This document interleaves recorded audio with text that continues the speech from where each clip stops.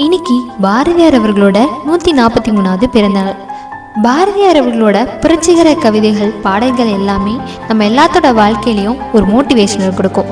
கஷ்டமான சூழ்நிலையும் சரி, குழப்பமாக இருக்கும்போது சரி, என்னடா வாழ்க்கை அப்படின்னு சொல்லிட்டு எதுவுமே பண்ணாமல் சோம்பேறித்தனமாக இருக்கும்போது சரி, பாரதியார் அவர்களோட எழுச்சிமிக்க பாடல்கள் போதுங்க நம்மளை சிந்திக்க வச்சு ஒரு கம்பேக்கை கொடுக்கக்கூடிய வகையில் மோட்டிவேஷனை கொடுக்கும்.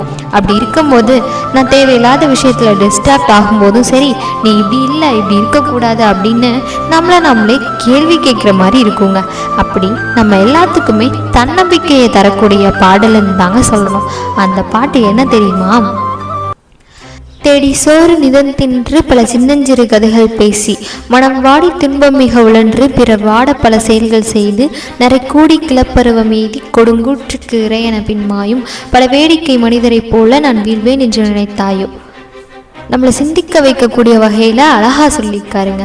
சும்மாவே இருந்துட்டு தேவையில்லாத கதைகளை பேசிட்டு கவலைப்பட்டுட்டு ஒரு சேடாகவே இருந்துட்டு எல்லாத்தையும் ஹர்ட் பண்ணுற மாதிரி வார்த்தைகளை பேசிட்டு எதுவுமே செய்யாமல் இப்படியே நாட்களை ஓட்டாமல் இப்படி உழைக்கிற வயசில் உழைக்காமல் கடைசியில் சாவது, அதாவது அழிந்து போகக்கூடிய வகையில் இருந்து நமக்கு பிடிச்ச விஷயத்தை செய்ய முடியாமல் ஜெயிக்க முடியாமல் லட்சியமின்றி வீழ்ந்து போய்விடக்கூடாது, வீழ்ந்து போக மாட்டேன் என்று நம்மளை சிந்திக்க வைக்கக்கூடிய வகையிலும் தன்னம்பிக்கை உணர்வை கொடுத்திருக்கிறார் பாரதியார்.